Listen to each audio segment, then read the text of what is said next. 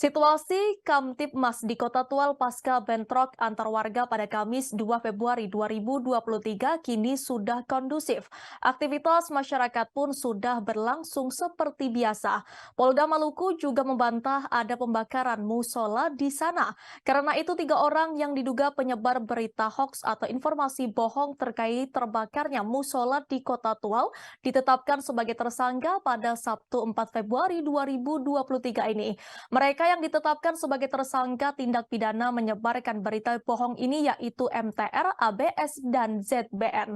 Untuk informasi lebih lanjut akan disampaikan oleh reporter kami dari Tribun Ambon. Silahkan rekan Rahmat. Ya, rekan Danti dan Tribuners dimanapun Anda berada, berkaitan dengan kabar pembakaran musola di Kota Tual akibat dari bentrok yang terjadi antar pemuda Pandaeli dan pemuda Yarlear tanggal 2 hari Kamis lalu melalui di Reskrim Umum telah membantah isu soal pembakaran musola itu dan telah menetapkan 3 tersangka sekaligus menangkap mereka bertiga.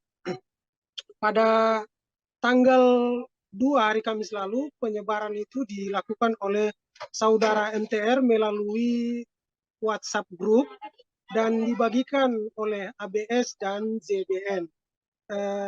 Dan pada tanggal 3 hari Jumat lalu, melalui kerja kerasnya Polda Maluku langsung menangkap ketiga tersangka tersebut dan ditetapkan menjadi tersangka pada tanggal 4 hari Sabtu. Dan hari Minggu, persisnya tanggal 5, ketiganya langsung diterbangkan menuju Kota Ambon dan sementara dilakukan pemeriksaan lanjutan di rumah tahanan Polda Maluku.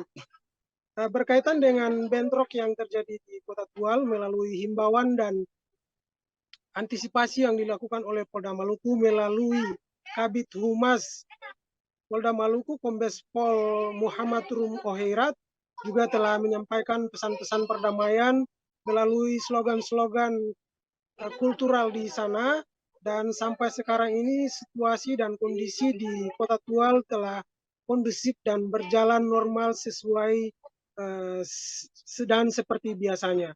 Mungkin demikian rekan Danti yang bisa kami laporkan. Baik Rahmat, terima kasih atas informasi Anda. Selamat bertugas kembali. Berikut kami tampilkan wawancara bersama Kabid Humas Polda Maluku, Kombes Pol M. Rum Oheirat. Rekan-rekan wartawan juga sudah ketahui bahwa bentrokan ini terjadi hari Kamis hari Kamis sampai dengan siang, kemudian siang ke atasnya sudah ada kekuatan pasukan yang masuk di sana, baik itu Brimob dari T besar yang kita tarik dan geser masuk ke Kota Tual maupun ada perbantuan dari Ambon, kemarin ada TNI Angkatan Darat, kemudian ada juga Brimob dan Sabara dari Polda Maluku yang digeser ke sana. Dan alhamdulillah sejak hari Kamis itu situasi kondisi di sana sudah normal, aktivitas masyarakat juga sudah normal seperti biasa. Yang sehari sebelumnya tanggal hari Kamis itu ada blokade jalan, hari itu juga semuanya sudah bersih dan aktivitas masyarakat sudah berlangsung. Terima kasih sudah nonton, jangan lupa like, subscribe, dan share ya.